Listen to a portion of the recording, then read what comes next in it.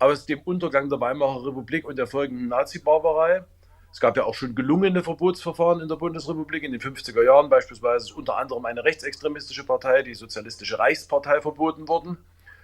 Ähm, und vor allen Dingen sehe ich sonst nicht, wie wir die AfD nachhaltig in den Griff bekommen können. Sie wird immer extremistischer, sie wird leider immer größer, sie eilt von Wahlerfolg zu Wahlerfolg. Und alle Versuche, sie anderweitig kleiner zu machen, sie politisch zu stellen, sie wegzuregieren, haben bisher alle nicht funktioniert. Insofern bin ich dafür, das scharfe Schwert des Verbots aus dem Schrank zu nehmen und es zu wagen. Gleichwohl, glaube ich, können wir mit vielen der Menschen, die derzeit der AfD anhängen, erst wieder wirklich ins Gespräch kommen, ob es denn für sie nicht im demokratischen Spektrum Wahlmöglichkeiten gibt, wenn die AfD weg ist. Will sagen, momentan ist es so, dass die AfD analog und digital so wirkmächtig ist, dass sie im Grunde genommen die sie einmal am Haken hat, nicht mehr loslässt.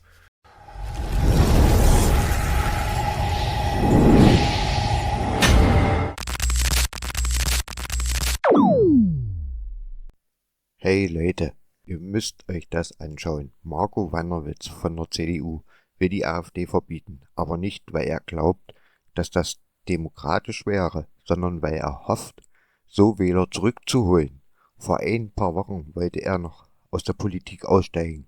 Jetzt ist er wieder voll da, als grüner Ideologe im CDU-Mantel.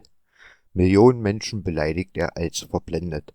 Aber wer hier wirklich die Realität nicht sehen will, ist wohl eher Herr Wanderwitz selbst. Was für ein peinlicher Auftritt. Schreibt in die Kommentare, was ihr davon haltet. Lasst ein Like da und abonniert, damit ihr nichts mehr verpasst. Auf geht's! Extremistisch, populistisch, wirkmächtig. Gemeinsam mit mehr als 120 Kolleginnen und Kollegen von SPD, Grünen, Linken, aber eben auch aus der CDU haben sie beantragt, der Bundestag zumindest möge ein Verbotsverfahren gegen die AfD anstrengen. Mein Kollege Markus Engert hat sich Ihren Antrag mal genau durchgelesen und fasst für uns jetzt mal die wichtigsten Argumente zusammen. Die AfD missbrauche den Zugang zu Parlamenten. Sie wende sich gegen unser Grundgesetz, das mit einer kämpferisch-aggressiven Haltung. Sie habe im Thüringer Landtag gezeigt, dass sie die Institutionen des Staates unterlaufen will. Und anders als bei der NPD damals, könnte die AfD tatsächlich ihre politischen Ziele erreichen. Mit diesen und anderen Argumenten brachte eine Gruppe von mehr als 100 Bundestagsabgeordneten einen Antrag im Bundestag ein. Es geht ihnen darum, die AfD zu verbieten. Das kann das Bundesverfassungsgericht tun. Anschieben kann ein solches Verfahren der Bundesrat, die Bundesregierung oder eben der Bundestag. Und das ist jetzt passiert. Marco Wanderwitz ist der Initiator dieses Antrages. Er hat dafür breite Unterstützung erhalten, aber es gab auch skeptische Stimmen und es gibt sie noch, vor allem aus Wanderwitz' eigener Partei, der CDU. Ein Verbotsverfahren sei viel zu aufwendig, um es jetzt noch vor der Wahl vorzubereiten. Die Argumente dafür müssten wirklich, wirklich wasserdicht sein, denn sonst wäre ein gescheitertes Verfahren ein wahnsinniger Erfolg für die AfD. Und nicht zuletzt müssten auch alle Sicherheitsbehörden in den Ländern mitarbeiten, damit auch wirklich alle Beweise und Belege auf den Tisch kommen und das sei nicht sichergestellt. Das sind die Argumente der Kritiker. Der Antrag im Bundestag ist jetzt dort in den zuständigen Ausschuss überwiesen worden. Da würde er weiter behandelt werden, würde theoretisch, denn praktisch wird da nicht mehr viel passieren. Denn bis zur vorgezogenen Bundestagswahl werden die Ausschüsse im Bundestag nicht mehr tagen. Ob ein Verbotsverfahren überhaupt Aussicht auf Erfolg hat, ist nicht sicher. Inzwischen haben zwar mehr als 600 Juristinnen und Juristen einen offenen Brief dafür unterschrieben und 17 Verfassungsrechtler hatten im November dem Bundestag auch ein Gutachten abgegeben und da steht drin, ja, das kann schon klappen, aber sicher ist die Sache nicht. Sicher ist die Sache nicht. Das ist also der Kernsatz bei der ganzen Veranstaltung, Herr Wanderwitz. Man könnte es auch so formulieren, pokern Sie nicht ziemlich hoch und machen am Ende die AfD noch stärker, als sie ohnehin ist, weil wir alle ständig darüber reden? Also ich denke, wir müssen ein bisschen abschichten. Zum einen ist ja erstmal die Frage, kriegt man eine politische Mehrheit für ein solches Prüfverfahren beim Bundesverfassungsgericht. Wahlweise im Bundestag, im Bundesrat oder in der Bundesregierung, denn das sind die nach Bundesverfassungsgerichtsgesetz 3 überhaupt nur antragsberechtigten Gremien, die die Tür für so ein Verbot in Karlsruhe beim Verfassungsgericht öffnen. Davon die Unterfrage ist sozusagen, schafft man das noch in der Eile dieser vorgezogenen Bundestagswahl? Wir sind ja eigentlich davon ausgegangen, wir haben noch das ganze Frühjahr Zeit. Oder schafft man es erst hernach? Und dann kommt das eigentliche Verfahren in Karlsruhe, was Jahre dauern wird. Und in der Tat gibt es da keine Garantien, ob das zum Erfolg führt oder nicht, oder zum Teilerfolg, ob beispielsweise besonders extremistische Landesverbände wie der in Sachsen verboten werden, der ja durch den Verfassungsschutz als gesichert rechtsextrem eingestuft wird, während die Bundespartei nur ein sogenannter Verdachtsfall, ein rechtsextremistischer Verdachtsfall ist. Man kann das entweder versuchen oder eben nicht. Ich finde, man sollte es versuchen. Zum einen, weil die Mütter und Väter des Grundgesetzes aus guten Gründen diese Möglichkeit im Grundgesetz angelegt haben, als direkte Folge aus dem Untergang der Weimarer Republik und der folgenden Nazi-Barbarei. Es gab ja auch schon gelungene Verbotsverfahren in der Bundesrepublik. In den 50er Jahren beispielsweise ist unter anderem eine rechtsextremistische Partei, die Sozialistische Reichspartei, verboten worden. Und vor allen Dingen sehe ich sonst nicht, wie wir die AfD nachhaltig in den Griff bekommen können. Sie wird immer extremistischer, sie wird leider immer größer, sie eilt von Wahlerfolg zu Wahlerfolg. Und alle Versuche, sie anderweitig kleiner zu machen, sie politisch zu stellen, sie wegzuregieren, haben bisher alle nicht funktioniert. Insofern bin ich dafür, das scharfe Schwert des Verbots aus dem Schrank zu nehmen und es zu wagen.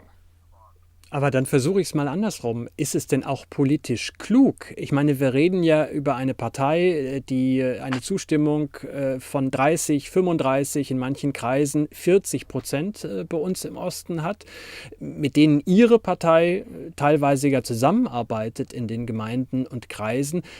Ist es klug, da jetzt mit dem schärfsten Schwert, was wir haben in der Demokratie, also mit dem Verbot einer Partei quasi dazwischen zu schlagen? Das ist in der Tat eine wichtige und gewichtige Frage. Gleichwohl, glaube ich, können wir mit vielen der Menschen, die derzeit der AfD anhängen, erst wieder wirklich ins Gespräch kommen, ob es denn für sie nicht im demokratischen Spektrum Wahlmöglichkeiten gibt, wenn die AfD weg ist. Will sagen, momentan ist es so, dass die AfD analog und digital so wirkmächtig ist, dass sie im Grunde genommen die sie einmal am Haken hat, nicht mehr loslässt. Sprich, diese Wählerinnen und Wähler sind überhaupt nicht ansprechbar für die klassischen demokratischen Parteien, weil sie sozusagen gefestigt in ihrer Absicht sind, die AfD zu wählen. Und die AfD ist leider eine rechtsextremistische Partei. Das sehen manche Wählerinnen und Wähler der AfD, weswegen sie wählen, weil sie selbst ein geschlossen rechtsextremistisches Weltbild haben.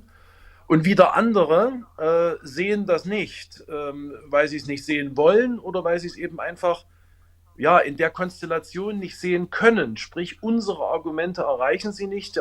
Die Argumente der AfD sind zu durchdringend, zu wirkmächtig.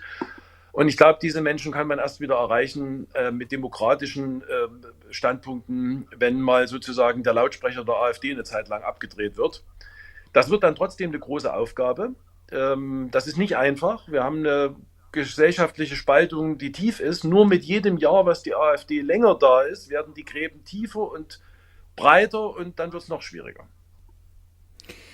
Aber dann lassen Sie uns gleich dabei bleiben. Anni22 hat uns nämlich auch geschrieben und die geht im Grunde genommen in ihrem Statement auch ganz genau in diese Richtung, weil überspitzt formuliert, wir können es gleich nochmal genau lesen, fragt sie ja, was ist denn eigentlich dran, wenn diese Partei so unglaublich populär ist? Bei den Erstwählern war sie zuletzt sogar stärkste Kraft. Und Anni schreibt uns, nun entscheiden sich 20% plus für die AfD. Woran liegt es nur? Irgendwas muss doch sein, wenn man nur wüsste, was. Mit anderen Worten, kurz, mit Doofstellen und Verbieten kommen wir doch nicht weiter. Also, was macht denn aus Ihrer Sicht die unglaubliche Anziehungskraft offenbar der AfD aus, wenn bei den Erstwählern, bei den jungen Leuten vor allen Dingen so viele ihr Kreuz bei der machen? Also zunächst einmal sollten wir mal mit der Legende aufräumen, dass die AfD bei Jung- und Erstwählern besonders erfolgreich sei, im Sinne von erfolgreicher als bei anderen. Es gibt genau eine soziologische Gruppe in Sachsen, bei der die AfD weniger erfolgreich als im Durchschnitt ist. Das sind die über 70-Jährigen. Bei allen anderen Bevölkerungsgruppen ist sie mehr oder weniger gleich erfolgreich, nachdem in der Tat die jungen Erstwähler noch eine Zeit lang auch nicht so besonders gut für sie liefen. Aber jetzt mittlerweile ist es so, dass sie sozusagen in allen Altersgruppen außer den Älteren erfolgreich sind.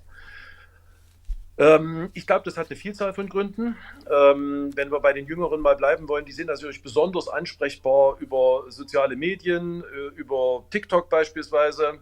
Da ist die AfD einfach gut, handwerklich gut, besser als die meisten anderen. Insofern ja, um mit diesen jüngeren Menschen im Gespräch zu sein, ins Gespräch zu kommen, im Gespräch zu bleiben, müssen die Parteien besser werden. Da kann man sich durchaus an der AfD ein Vorbild nehmen, denn das hat ja erstmal nichts mit Extremismus zu tun, sondern das ist ja, wie gesagt, politisches Handwerk. Das wird auch teilweise schon gemacht, aber die AfD hat natürlich dort sich auch, weil sie früh reingegangen ist, einen gewissen Vorsprung erarbeitet. Zum anderen ist es natürlich so, dass wir in Zeiten großer Krisen leben und das beschäftigt auch junge Menschen. Das Wohlstandsversprechen der Bundesrepublik, der sozialen Marktwirtschaft ist immer gewesen, jeder Generation wird es besser gehen als der Generation zuvor. Und dieses Wohlstandsversprechen wackelt, weil wir in einer Zeit multipler Krisen leben, weil wir eine schwierige Demografie in Deutschland haben, weil wir ein rohstoffarmes Land sind. Und das ist die große Stunde von Populisten, wo man mit einfachen Antworten, mit vermeintlich einfachen Antworten die Leute eben schneller erreicht als mit einer relativ komplizierten Analyse der Lage. Insofern haben wir dort einen systemischen Nachteil gegenüber den Populisten, den man auch schwer ausgleichen kann. Und dann gibt es natürlich auch bei jüngeren Menschen, ich habe es ja schon angesprochen, einen gewissen Anteil von Menschen, die haben eben ein, wie die Wissenschaftler sagen, geschlossen rechtsextremes Weltbild. Die sind faktisch für uns Demokraten kurzfristig überhaupt nicht erreichbar, weil die muss man ja sozusagen einmal komplett umwenden. Aber dann lassen Sie uns doch bei denen bleiben, die man, so würden Sie es ja formulieren, noch erreichen kann. Wenn man, und deshalb sprechen wir ja heute auch mit Ihnen. Es geht ja nicht nur um eine Zusammenarbeit von Friedrich Merz, wo er zumindest, sagen wir es mal so, die Stimmen der AfD in der vergangenen Woche billigend in Kauf genommen hat, um eine Mehrheit zu bekommen. Seit gestern ist ja auch das 1000 Seiten starke Gutachten des Bundesverfassungsgerichtes über die AfD online nachzulesen, zumindest aus dem Stand von 2021. Und da können wir mal in das Fazit, quasi in einen der Kernsätze reinschauen dieses Gutachtens. Und dieser Kernsatz lautet, in Bezug auf die AfD liegen tatsächliche Anhaltspunkte dafür vor, dass diese gegen die freiheitliche demokratische Grundordnung gerichtete Bestrebungen verfolgt. So, das ist ja jetzt nicht irgendwas. Warum kann man denn mit solchen Feststellungen, also mit der Tatsache, da versucht eine Partei, diesen Staat, diesen freiheitlichen Staat, in dem wir leben können, weitestgehend wie wir wollen, in dem auch die jungen Leute sich so entfalten können, wie sie denn eigentlich wollen. Wieso erreicht man diese jungen Menschen, über die wir gerade gesprochen haben, die zu einem Drittel AfD wählen, nicht mit dem Argument, wenn ihr diese Partei wählt, dann sieht es vielleicht nicht nächste Woche, aber in ein paar Jahren nicht mehr so freiheitlich aus, wie ihr es bislang kennt. Warum kommt man denn die nicht ran mit dem Argument aus Ihrer Sicht? Das ist eine gute Frage, die leider keine einfache Antwort kennt, fürchte ich. Ähm, Ich will es mal so formulieren. Eigentlich müsste eine vernünftige politische Bildung dazu führen, dass man erkennt, dass eine freiheitliche, liberale Demokratie westlichen Typus, wie die Bundesrepublik Deutschland, die bestmögliche Staatsform ist, die es für ein Land gibt. Auch für die Bürgerinnen und Bürger individuell im Einzelnen. Und trotzdem gibt es gewisse Verlockungen, die beispielsweise rechtsradikale Parteien anbieten kann. Ich bringe Ihnen mal ein Beispiel. Unsere westlichen Demokratien sind sehr konsensual aufgebaut. Es gibt Checks und Balances, wie man so schön sagt, also sprich beispielsweise bei uns in Deutschland den Bundesrat, die Länderkammer als Korrektiv zum Bundestag. Manchmal sind die Mehrheiten dort anders. Man muss zusammenkommen, miteinander arbeiten, Kompromisse schließen.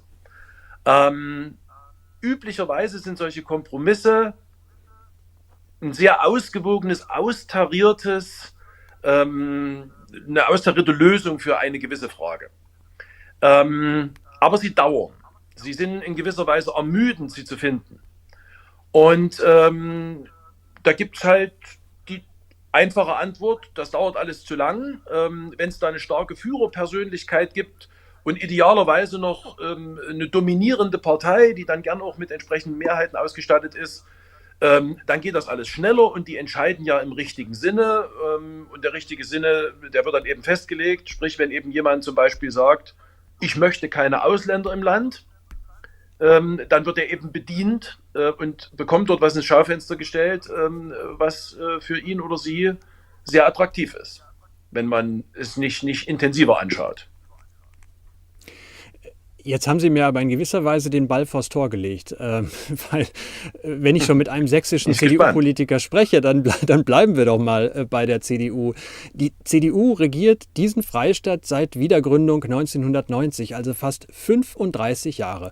Und wenn Sie jetzt sagen, da mangelt es offenbar an politischer Bildung, würde ich jetzt mal frei hinaus formulieren, um Sie ein bisschen zu provozieren, das ist doch eine Bankrotterklärung sondergleichen. Also wenn Sie seit 35 Jahren hier für die Lehrpläne verantwortlich sind und jetzt am Ende feststellen müssen, es hat mit der politischen Bildung nicht so weit gereicht, dass eine überwiegende Mehrheit sich für die freiheitlich-demokratische Grundordnung entscheidet, wohl wissend, dass in einer Demokratie Aushandlungsprozesse halt eben sehr lange dauern, dass es nicht von heute auf morgen zu einer Lösung kommt.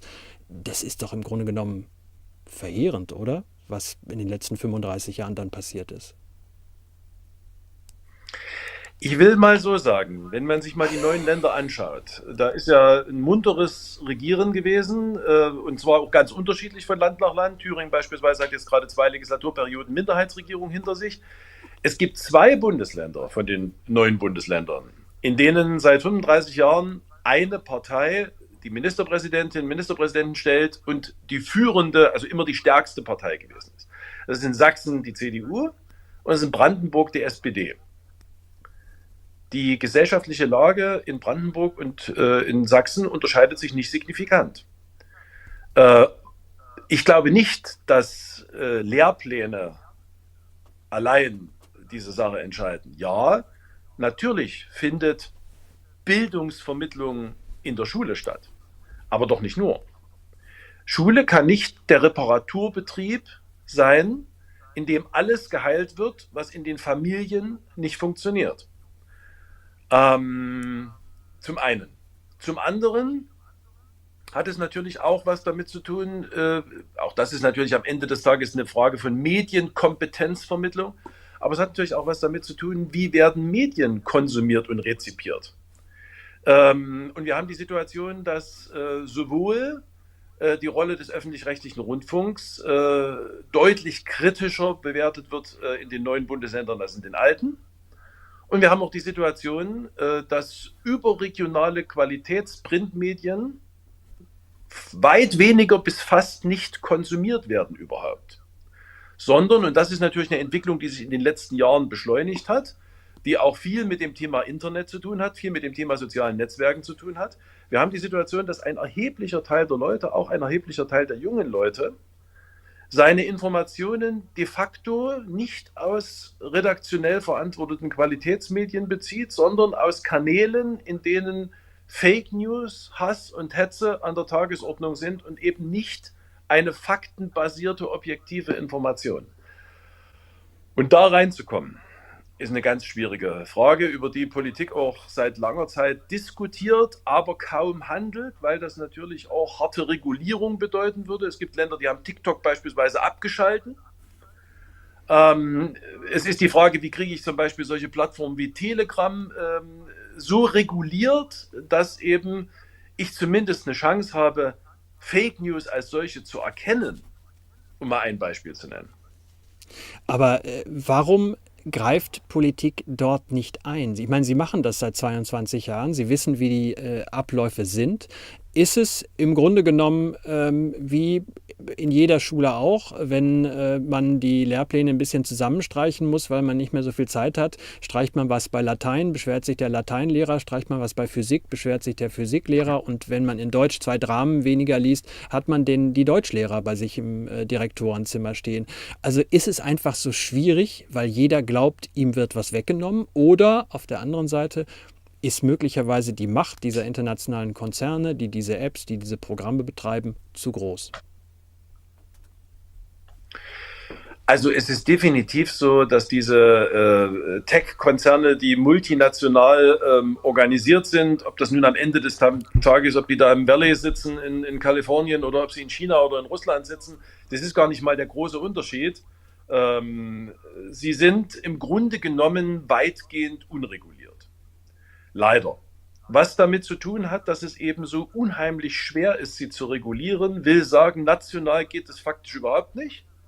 Spanien hat zum Beispiel mal eine Zeit lang versucht, eine relativ harte Regulierung, was Google betrifft, zu machen. Das Ergebnis ist, Google hat Spanien abgeschalten, und nach wenigen Wochen ist die spanische Politik eingeknickt, weil ihnen die Menschen aufs Dach gestiegen sind, die gesagt haben, wir wollen unseren Google zurück.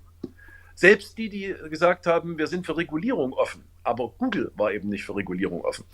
Deswegen ist die Europäische Union für uns Europäer so wichtig an dieser Stelle, und die Europäische Union reguliert auch. Sie bemüht sich auch darum, diese Regulierung noch zu verstärken. Aber viele Dinge haben ziemlich lange gedauert, um in Wirkkraft zu kommen. Unter anderem auch deshalb, weil wir uns sozusagen in der westlichen Welt nicht unbedingt einig sind. Die Amerikaner haben eine ganz andere Herangehensweise, beispielsweise im Bereich Datenschutz, als wir Europäer das haben. Die haben eine ganz andere Herangehensweise, auch aus ihrer Geschichte sozusagen und ihrer rechtlichen Verfasstheit, was das Thema Freedom of Speech, also Meinungsfreiheit angeht. Das ist bei denen in einer Art und Weise ausgeprägt, wie wir Europäer es nicht für zielführend halten, aber wir haben eben einen Dissens, und damit ist schon mal sozusagen sichergestellt bis heute, dass jedenfalls die Vereinigten Staaten und Europa sich leider nicht einig sind, wohin die Regulierung gehen soll. Das heißt, im Grunde genommen haben wir das alte Hase- und Igel-Spiel. Der Hase läuft dem Igel immer hinterher, weil der viel schneller ist. Mit anderen Worten, müssen wir akzeptieren, dass AfD und möglicherweise andere Verfassungsfeinde einfach schneller sind, indem sie besser sind bei TikTok, indem sie schneller sind bei Telegram, und die anderen, die möglicherweise demokratischen Kräfte, nur zuschauen und reagieren können, aber nicht agieren können? Also wir als Demokratinnen und Demokraten können besser werden, wir können auch schneller werden, das müssen wir auch. Dass die AfD dort so fit ist, wie sie ist, das können wir ihnen ja nicht mal zum Vorwurf machen. Da sind sie einfach gut an dieser Stelle, nur leider eben mit extremistischen Inhalten. Aber so wie die Algorithmen, so wie die Plattformen angelegt sind, geben sie auch sozusagen den Populisten, die einfache Antworten haben, einen systemischen Vorteil. Und den kann man durch Regulierung brechen. Ich bringe Ihnen mal ein Beispiel. Ich höre regelmäßig von Menschen, die mir sagen, seit Elon Musk, ehemals Twitter, jetzt X unter seinen Fittichen hat, bekommen sie ständig Zeugs in ihre Timeline gespült, was sie jedes Mal wieder wegklicken, wo sie sagen, das sind Inhalte, die sind extremistisch, damit möchte ich nichts zu tun haben. Und im Gegenzug sagen viele, die mit demokratischen Inhalten unterwegs sind, früher hatten wir Reichweite, jetzt streicht uns der Algorithmus unsere Reichweite zusammen. Und das sind Sachen, die man durch Regulierung bearbeiten muss. Sprich, es muss genau andersrum laufen. Es muss also sozusagen in die Bubble desjenigen, der sich sozusagen durch die extremistischen Inhalte klickt, dem muss der demokratische Content reingespült werden. Er kann ihn ja wegklicken, aber muss wenigstens damit konfrontiert werden. Und im Gegenzug möchte ich bitte schön es haben, dass, wenn ich es oft genug weggeklickt habe, dass ich dann bitte die Extremismen nicht mehr in meiner demokratischen Bubble sehe. Sind Das Sie, kann man regulieren. sind Sie hoffnungsvoll, dass das in den nächsten 5 Jahren passiert?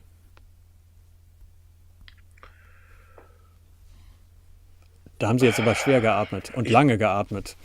Bin realistisch genug zu sagen, dass das wohl eher nicht gelingen wird in 5 Jahren, weil wenn ich mir angucke, wie die Regulierung in der letzten Jahre, wie lange das gedauert hat und wie wenig wirkintensiv sie waren. Und wenn ich mir auf der anderen Seite angucke, dass wir es jetzt mit einem neuen amerikanischen Präsidenten zu tun haben, mit dem wir Europäer an dieser Stelle wahrscheinlich so gar nicht zusammenkommen werden, dann fürchte ich, da wird nicht so viel rauskommen dabei, wie ich persönlich für wünschenswert hielte. Aber jetzt lassen Sie uns damit nicht hier sitzen. Man soll Gespräche immer mit was Positivem beenden, weil wir sonst alle schwer deprimiert hier rausgehen. Was macht Ihnen auf der anderen Seite Hoffnung? Sie hören jetzt nach 22 Jahren im Bundestag auf, werden sich eine neue Zukunft gestalten, sind nebenbei auch noch Rechtsanwalt. Sie haben Kinder. Was gibt Ihnen Kraft, was gibt Ihnen Mut in diesem Augenblick für die nächsten Jahre? Naja, zum einen ist es natürlich so, dass wir schon eine relativ gut funktionierende demokratische Zivilgesellschaft haben in Deutschland, die ja auch hier und da sozusagen mal ihr Potenzial aufblitzen lässt. Ich erinnere mal beispielsweise an die großen Demonstrationen, die es letztes Jahr gegeben hat gegen die AfD mit teilweise Millionen von Teilnehmern. Das macht schon Mut.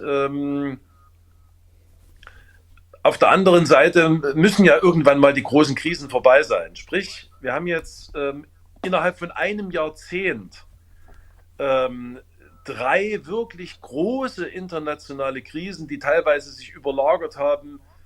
Migrations-, Flüchtlingskrise, Corona-Krise und jetzt seit fast 4 Jahren dieser furchtbare völkerrechtswidrige russische Angriffskrieg mitten in Europa gegen die Ukraine. Schwerwiegende Krisen mit auch schwerwiegenden Folgen, die ja bei den Menschen ankommen. Also ich sage jetzt mal, da geht Wirtschaftswachstum runter, da geht Arbeitslosigkeit hoch, da müssen in Haushalten Gelder für Verteidigung umgeschichtet werden, die dann im Zweifel im Sozialbereich fehlen. Das sind ja alles schwierige Operationen. Und wenn ich mal an die Zeit davor zurückdenke, also wir hatten davor auch mal die Euro-Finanzkrise, aber die haben wir ganz gut und schnell gelöst und am Ende des Tages ist da bei den Menschen nicht sonderlich viel angekommen, beziehungsweise das Versprechen der Politik hat sich Stand heute realisiert, Haken ran.